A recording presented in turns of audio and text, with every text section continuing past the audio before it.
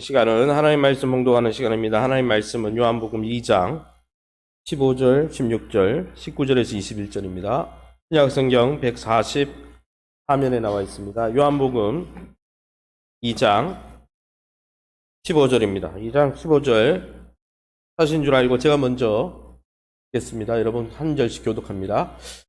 노끈으로 채찍을 만드사 양이나 소를 다 성전에서 내쫓으시고 돈 바꾸는 사람들의 돈을 쏟으시며 상을 엎으시고 비둘기 파는 사람들에게 이르시되 이것을 여기서 가져가라. 내 아버지의 집으로 장사하는 집을 만들지 말라 하시니 예수께서 대답하여 이르시되 너희가 이 성전을 헐라. 내가 사흘 동안에 일으키리라. 유대인들이 이르되 이 성전은 46년 동안에 지었거늘 네가 3일 동안에 일으키겠느냐 하더라. 같이 읽습니다. 그러나 예수는 성전된 자기 육체를 가리켜 말씀하신 것이라. 아멘. 옆 사람 축복합니다. 하나님이 이곳에 함께하고 계십니다. 하나님을 예배합시다. 하나님의 옷자락을 붙듭시다. 할렐루야. 두세 사람이 모인 곳에 하나님이 함께 하신다고 그랬습니다. 할렐루야. 하나님은 믿음 있는 사람을 기뻐하시는데, 하나님이 함께하고 계신 것, 하나님이 이곳에 함께하고 계신 것과 자기를 찾는 자들에게 상 주시는 이심을 믿어야 한다고 했습니다. 할렐루야. 우리가 비록 협소한 공간에 또 많은 인원이 모이지 않지만 이곳에 하나님이 있는 줄 알고 그 하나님을 붙드시기를 예수님 이름으로 축원합니다. 오늘은 이 성전을 헐라라는 제목으로 말씀을 함께 나누기 원합니다.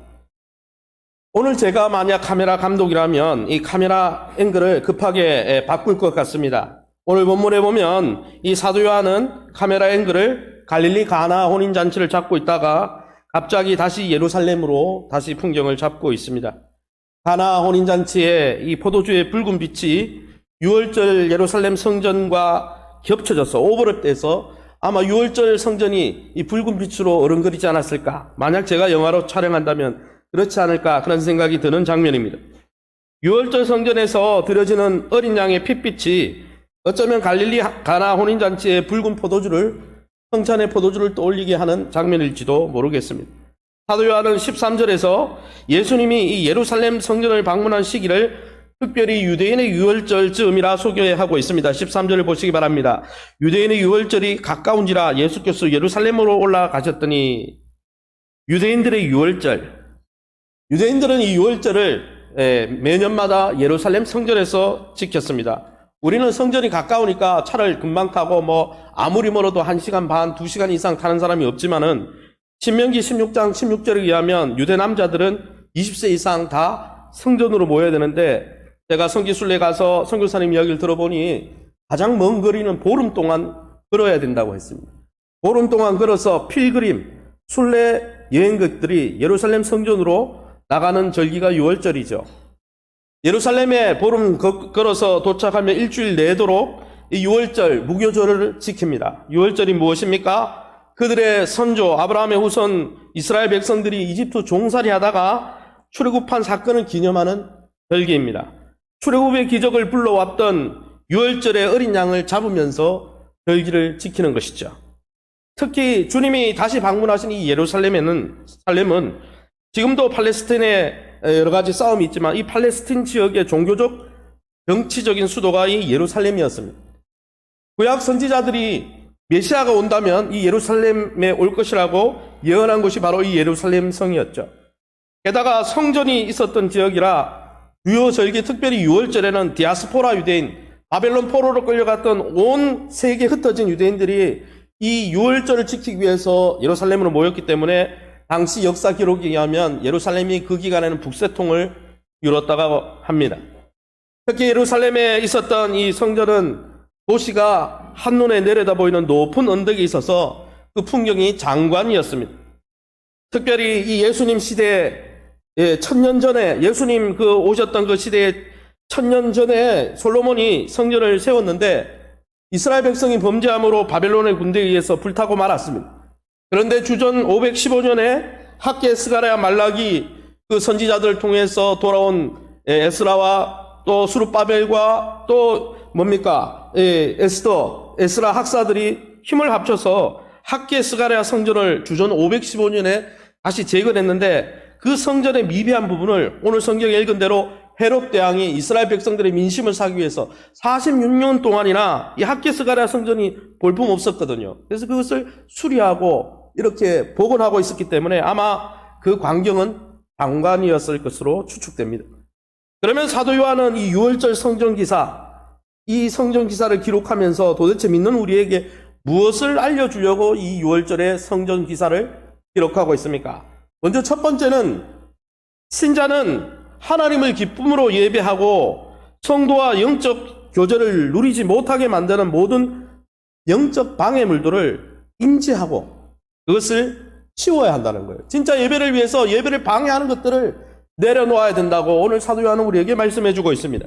요한복음 2장 14절에서 16절입니다. 우리가 함께 읽어보겠습니다. 같이 읽습니다. 성전 안에서 소와 양과 비둘기 파는 사람들과 돈 바꾸는 사람들이 앉은 것을 보시고 노끈으로 채찍을 만드사 양이나 소를 다 성전에서 내쫓으시고 돈 바꾸는 사람들의 돈을 쏟으시며 상을 엎으시고 비둘기 파는 사람들에게 이르되 이것을 여기서 가져가라. 내 아버지 집으로 장사하는 집을 만들지 말라 하시니. 예수님은 당시 성전 안에서 이 제사 제물을 파는 상인들과 또 동전을 바꾸어주는 환전상을 보시고는 성전에서 내어 쫓으셨습니다. 그것도 노끈으로 채찍을 만들어서 아주 강력하게 분노하시는 모습이죠. 그러면 여러분, 예수님이 성전에서 내쫓은 이들이 누구입니까? 목사님, 교회 안에서 장사하면 안 되죠. 그래서 전도에서도 뭐 바자회하면 안 되죠. 그래서 이 구절 가지고 많은 사람들이 그런 생각을 했죠. 그러나 여러분, 그것은 좀 오해입니다. 사실 이 본문의 성전에서 예수님이 내쫓으신 이 사람들은 구약의 성전의 예배를 잘 돕기 위해서 합법적으로 세움을 받은 자들이에요. 합법이에요. 불법이 아니에요. 불법에서 쫓은 게 아니라는 것이죠. 목사님, 그게 어디 있습니까? 신명기 14장 24절에서 26절 우리 밑줄 친 부분만 같이 읽어보겠습니다. 시작. 너무 멀고 행로가 어려워서 내 하나님 여호와께 그 풍부한 주신 것을 가지고 갈 수 없거든. 그것을 돈으로 바꾸어 그 돈을 싸가지고 내 하나님 여호와께서 택한 곳으로 가서 그 돈으로 사되 소나 양이나 포도주나 독주 등 내 마음에 원하는 모든 것을 구하고. 이 구약 성경 신명기에는 예루살렘 성전에서 멀리 떨어진 사람은 보름 떨어져 있거든요. 보름 동안 걸어서 가는데 양과 소 데리고 가기가 쉽지 않죠. 그래서 그 성전에서 멀리 떨어진 예배자들을 위해서 하나님이 이 모세를 통해 무엇을 배려했습니까? 그 먼 순례 여행자들을 배려하고 있어요. 모세 스스로가 성전에서 거리가 먼 사람들에게 뭐라고 했습니까? 성전에 와서 돈을 가지고 제사 제물을 사라. 성경이 말한 거예요. 그러니까 성경에서 제사 제물을 사고 파는 것은 불법이 아니고 성경적인 합법입니다. 물건을 사고 팔았기 때문에 쫓겨난 게 아니에요. 그렇게 해석하는 것은 성경을 모르는 거죠. 그리고 예수님이 쫓아놓은 돈 바꾸는 사람들은 왜 필요했습니까? 이들도 합법이죠. 출애굽기 30장이 나오죠. 30장 14절에서 16절에 제가 읽어보겠습니다. 20살 이상 된 여호와께 드리되 너희의 생명을 대속하기 위하여 여호와께 드릴 때 부자라고 반세기를 더 내지 말고 가난한 자라고 덜 내지 말고 반세기를 내라는 거죠. 16절에 왜 그 성전세를 냅니까? 너는 이스라엘 자손에게 속전을 취하여 회막 봉사에 쓰라. 성전을 수리하고 또 회막 봉사에 필요한 비용을 성전세를 거두어서 한 사람당 반세기를. 그래서 예수님도 물고기를 잡아가지고 그 안에 나온 한 세겔이 나오니까 베드로와 예수님 자신의 반세겔 성전세를 냈다는 기록이 성경에 나와 있지 않습니까? 유대인들의 구약 율법인 출애굽기 30장에 따르면 구원받은 사람들은 자기의 생명의 속전으로 반세기를 1년에 한 번씩 예루살렘 성전에 가서 내도록 기록되어 있습니다. 이것도 모세가 하나님께 받은 명령이죠. 그럼 목사님, 왜 환전하는 사람이 왜 필요합니까? 그냥 두이면 되지.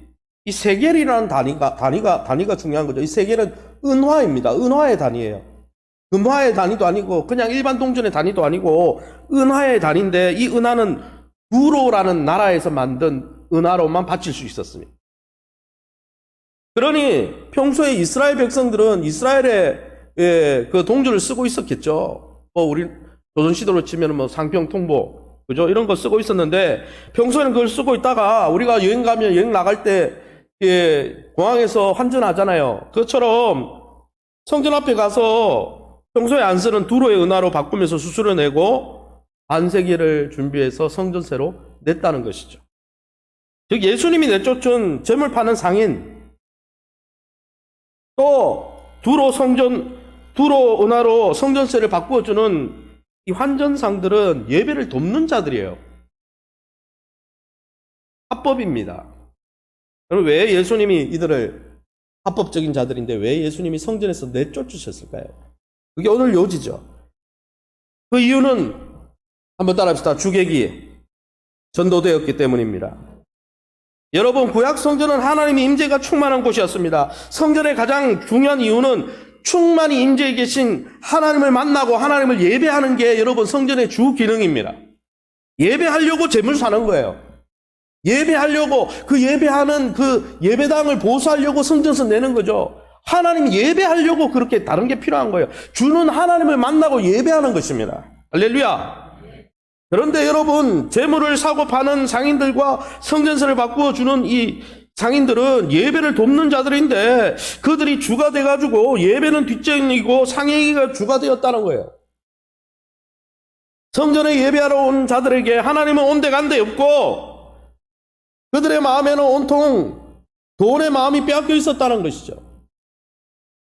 게다가 이 성전 예배자들에게 편의를 제공하고 성전을 유지할 기금을 받기 위해서 이렇게 환전상과 상인들을 어디에 대제사장과 당시 사두개인들이 그들의 자리를 마련해 줬냐면 이방인의 뜰, 성전 앞마당이 그 이방인의 뜰, 이방인들은 그 뜰까지만 와서 예배할 수 있었어요.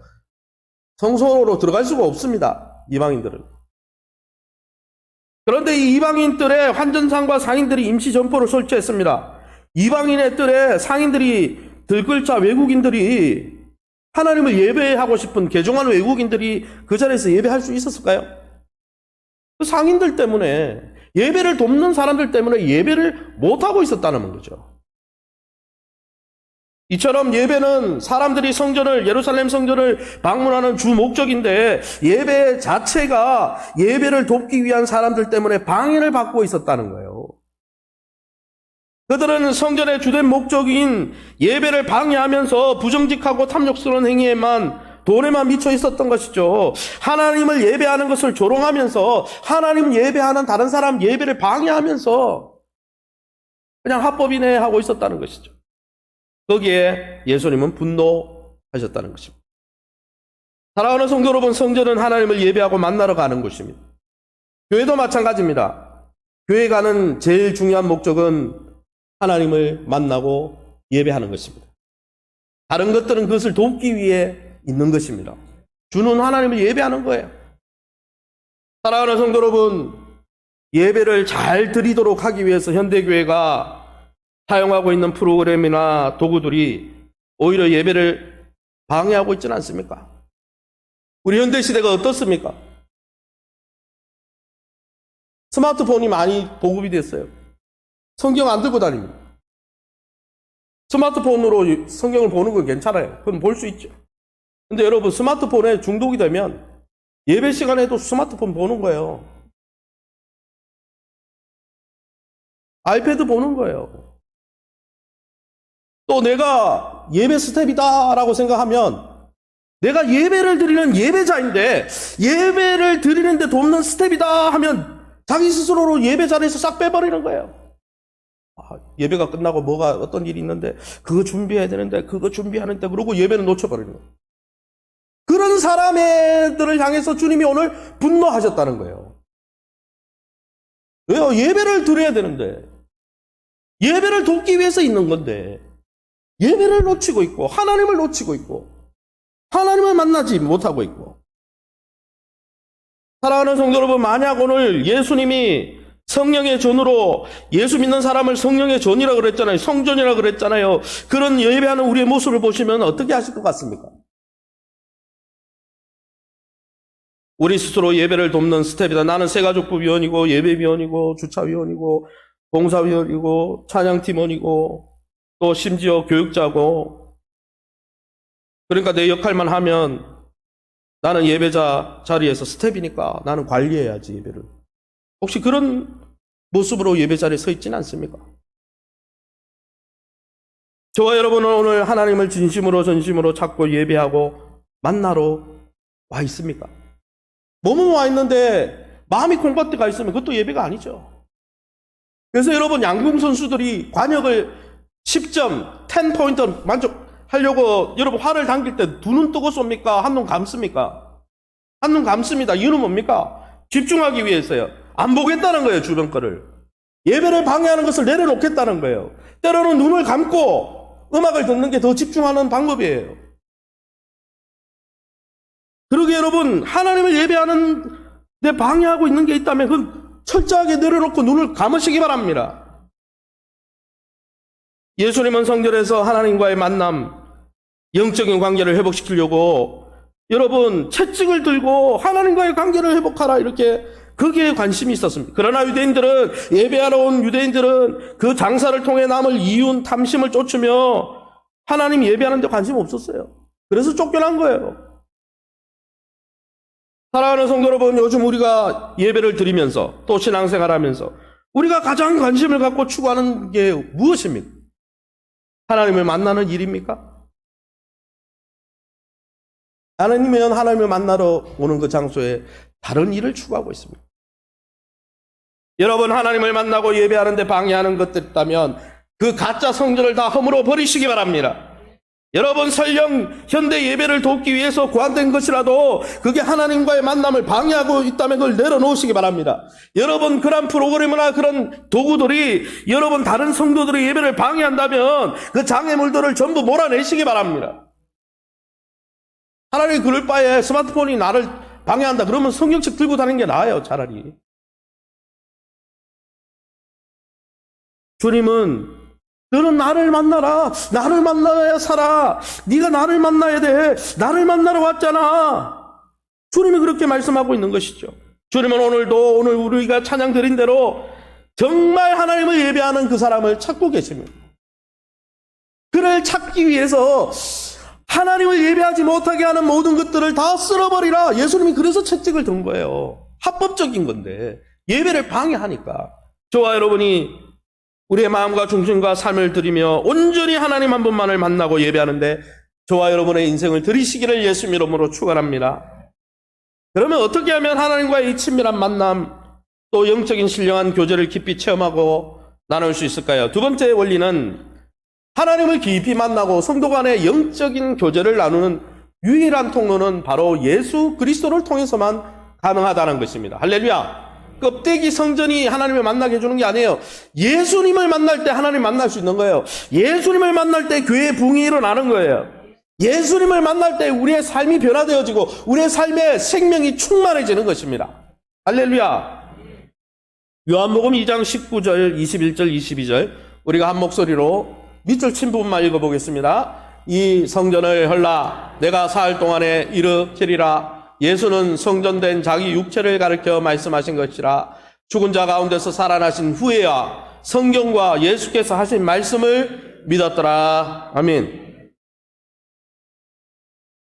예배를 돕기 위한 상인들을 내쫓고 예수님이 뭐라고 했냐면 내 아버지 집을 장사하는 집 만들지 말라. 그런데 한 번도 성전을 두고 내 아버지 집이라고 말하면서 상인들을 내쫓은 사람이 역사 대대로 없었어요. 그러니까 유대인들이 뭐라 그럽니까?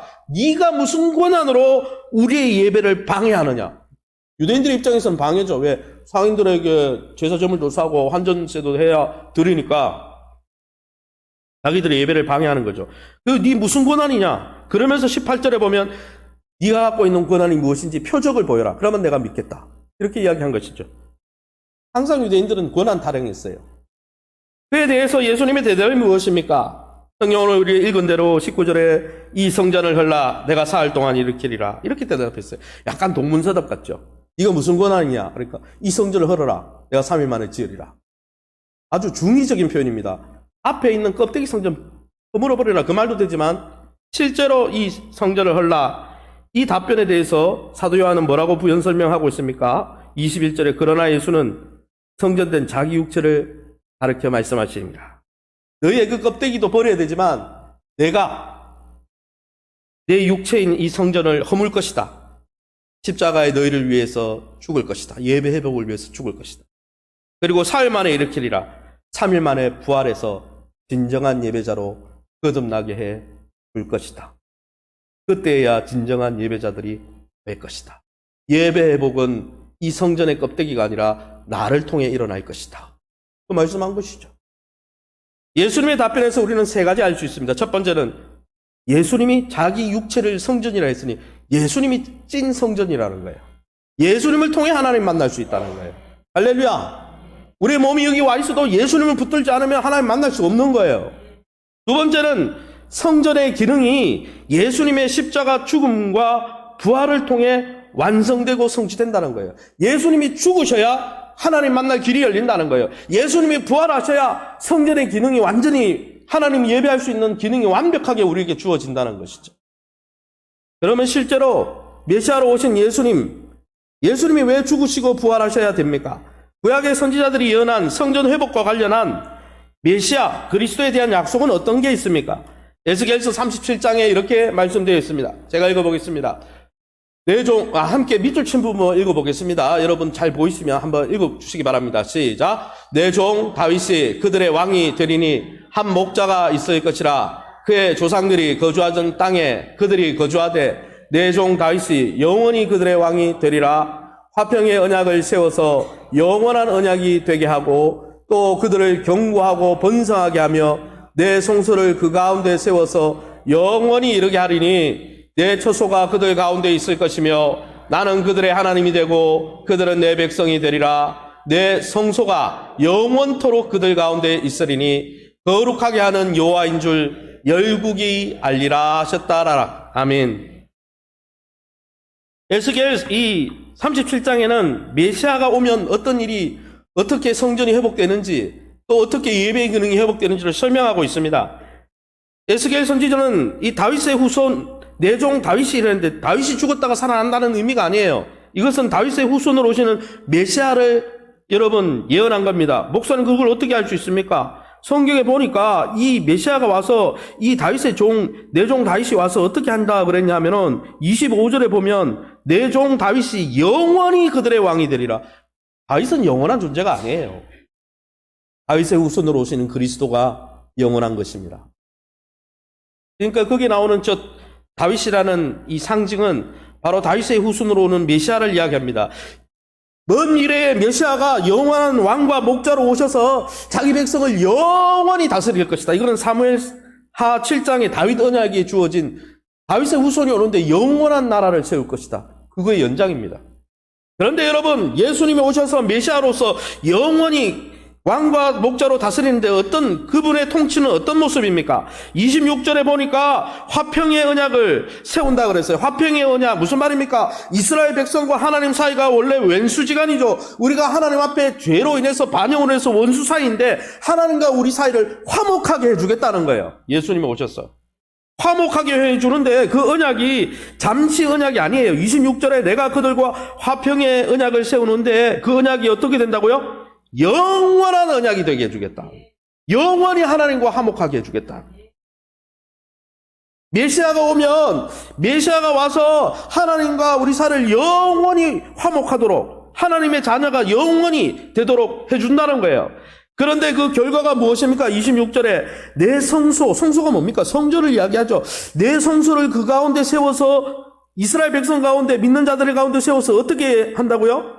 영원히 이르게 하려니. 여기 또 영원히가 나오죠. 27절에 내 처소가 그들 가운데 있을 것인데 28절에 내 성소가 영원토록 그들 가운데 있을 것이다. 왜 영원을 강조합니까? 에스겔 시대 때 성전이 무너졌거든요.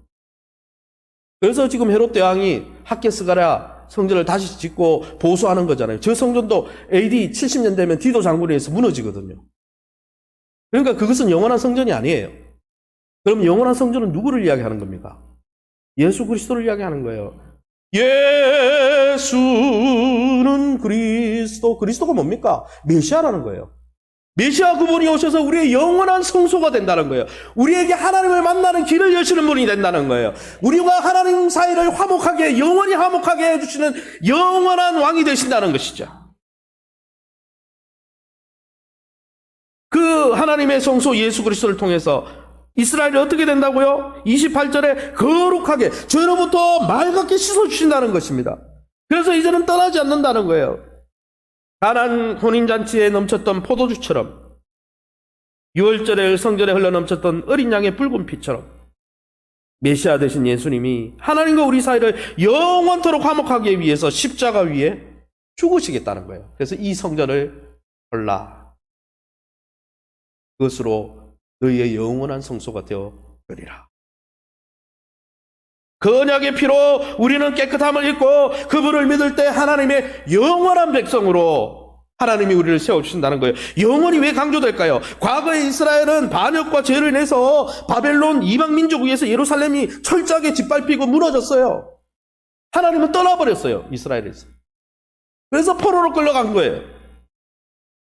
그러나 주님이 말씀하십니다. 영원한 성전인 내 아들을 보낼 터인데, 영원한 왕을 보낼 터인데, 그가 나의 성전이 되어서 영원한 처소가 되어서 너희 가운데 임할 것이다. 내가 내 영을 부어주어서 너희의 몸을 성전으로 삼아 너희를 영원토록 떠나지 아니하고 너희와 화평케 하며 너희와 화목한 관계, 하나님의 자녀가 되는 관계를 유지할 것이다.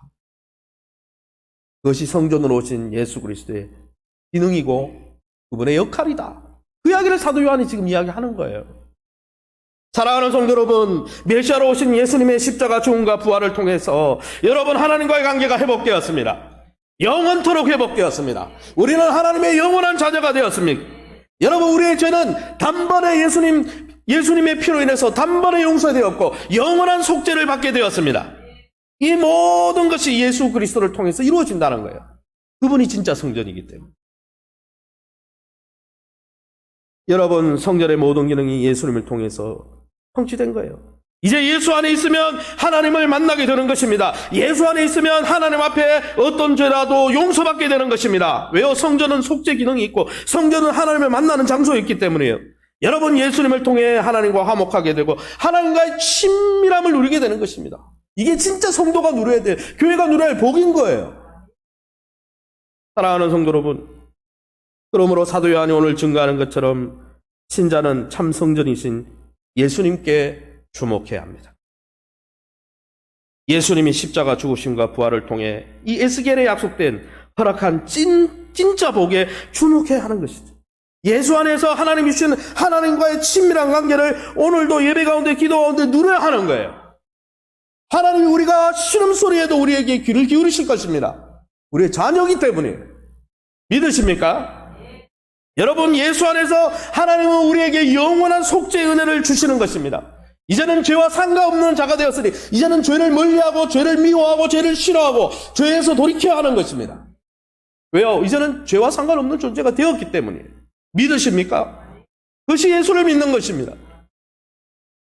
여러분, 예수님 안에 십자가의 영광, 하늘의 영광, 독생자의 영광이 있으니 여러분 예배에 나올 때마다 예수님의 영광을 보여주시옵소서, 예수님의 인재를 보여주시옵소서, 사모하고 찬양하고 예배하며 나가야 하는 것입니다. 그렇게 할 때 하늘 문을 열어주실 것입니다. 주님은 이렇게 이 모든 십자가 보혈과 부활의 능력을 믿고 의지하며 참 성전이신 예수님을 통해 나오는 자들을 통해서 새 성전을 이루겠다, 너에게 성령을 부어서 성령의 전으로 삼아주겠다 말씀하셨으니 그 주님 앞에서 주님의 머리로 주님의 몸인 교회를 이루어가야 하는 것입니다. 우리가 성전되었기 때문입니다. 사랑하는 성도 여러분, 저와 여러분의 삶에 예수 그리스도가 전부입니까? 우리 인생의 유일한 소망과 대안이 예수 그리스도입니까? 그분을 우리의 왕과 주인으로 영접하셨습니까? 과거에 영접하셨다면 잘했습니다.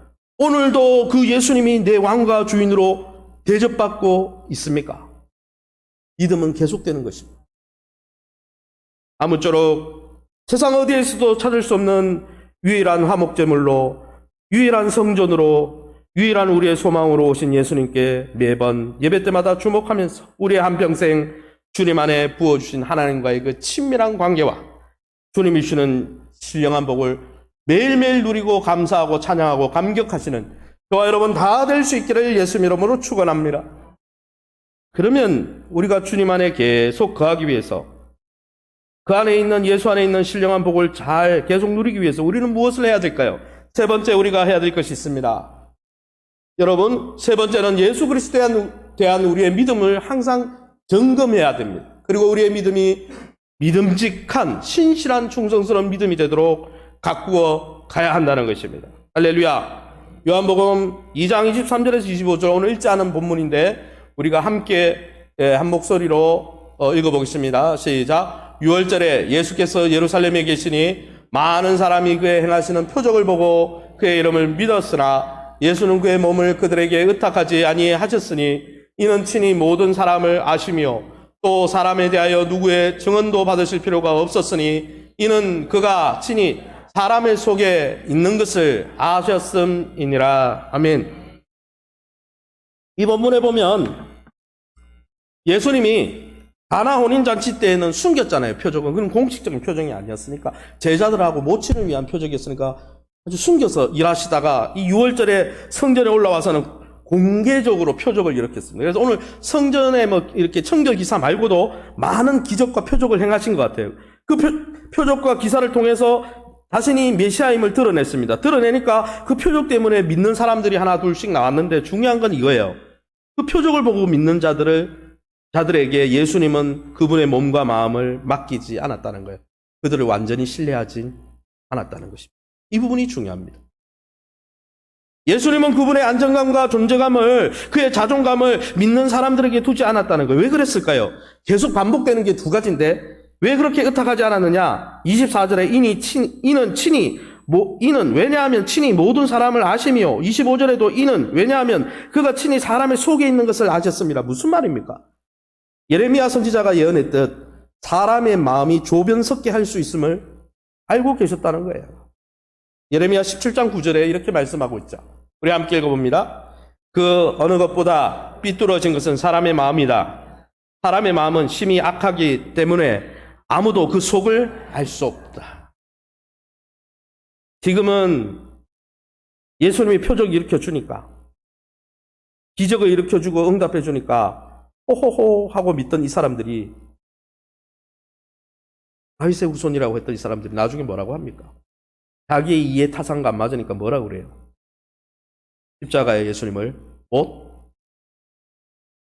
예수님은 그 마음을 아셨기 때문에 그들에게 자신의 자존감의 근거를 두지 않았다는. 사랑하는 성도 여러분, 기적을 보고 수련회 때 은혜를 받고 또 기도하면 내 생각대로 환경이 척척 이루어질 때는 예수 믿기 쉽습니다. 내 뜻대로 되니까. 그러나 그 믿음은 진짜가 아닐 수도 있습니다. 그러기에 우리의 믿음의 진실함을 매 순간 시험해 보아야 됩니다. 그렇다고 기적을 구하지 말라, 기도해서 응답을 구하지 말라는 거 아니에요. 믿음이 어릴 때는, 저도 어릴 때는 많은 응답을 주셨어요. 그때는 응답 보고 믿었죠. 그러나 거기에 머물러서는 안 된다는 거예요.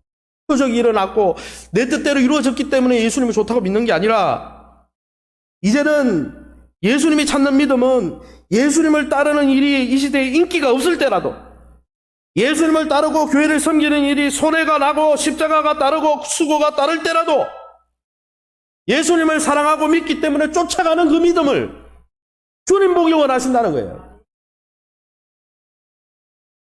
표적을 보고 개인적인 유익이 있었기 때문에 쫓는 믿음이 아니라, 주님은 참으로 주님을 사랑해서 강요옥합을 깨뜨리며 주님의 죽음을 예비했던 마리아와 같은 그런 믿음을, 믿음직한 믿음, 우유부단한 믿음이 아니고 믿음직한 신실한 충성스러운 믿음을 찾고 있는 것입니다. 그러므로 사랑하는 성도들이여, 우리 신자들은 예수님에 대한 성경적이고 바른 믿음을 지속적으로 보이고 유지하는 게 중요합니다. 첫사랑은 다 있죠. 첫사랑 때 뭐 안 해본 사람 누가 있어요? 방언도 하고 예언도 하고 기도하면 응답도 있고. 그러나 지금이 중요한 것입니다. 왜냐하면 우리의 마음과 성정은 매우 약하고 악하고 변하기 쉽기 때문입니다. 여러분, 세상의 흐름은 항상 변하기 때문입니다. 그래서 유다서에 뭐라고 권면했습니까? 예수님의 형제였던 유다가 뭐라고 권면했어요? 이렇게 권면했습니다. 같이 읽어봅니다. 시작. 사랑하는 자들아, 너희는 너희의 지극히 거룩한 믿음 위에 자신을 세우며 성령으로 기도하며 사랑 안에서 자신을 지키며 영생에 이르도록 우리 주 예수 그리스도의 긍휼을 기다리라. 주님 오시는 날까지 믿는 사람들한테 이 말씀을 썼잖아요. 계속 믿음 위에 너 자신을 세워 성령으로 기도하면서 하나님의 사랑 안에서 너 자신의 믿음을 지켜. 여러분, 결혼식 하고 나면은 아무 관계에 대해서 부부가 서로 간에 헌신하지 않고 관계에 돌보지 않는데 그 결혼 생활이 행복하게 유지됩니까? 좋아하는 감정, 그 도파민은 3년, 유효기간이 3년이라면서요. 3년 지나고 헌신하지 않고 돌보지 않으면 그 관계는 깨지는 거예요. 위기가 오면.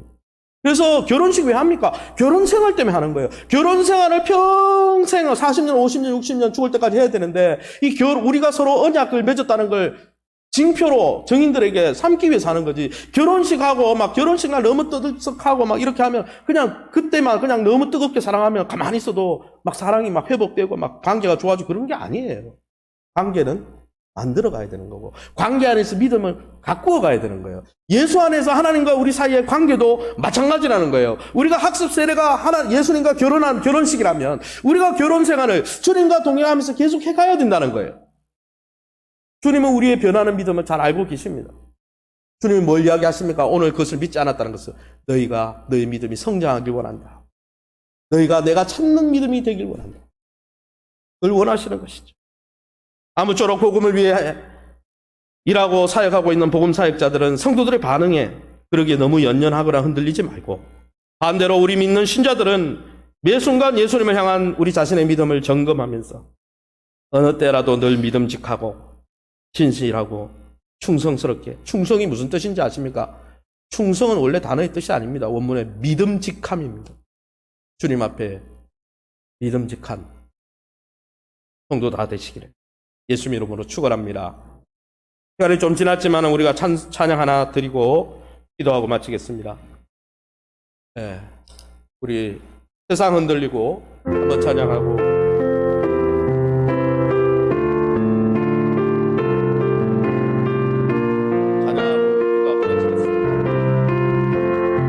세상 흔들리고 세상 흔들리고 사람들은 변하고 나를 주를 섬기리 주님의 사랑은 영원히 변하지 않네 나를 주를 신뢰 2절 하겠습니다.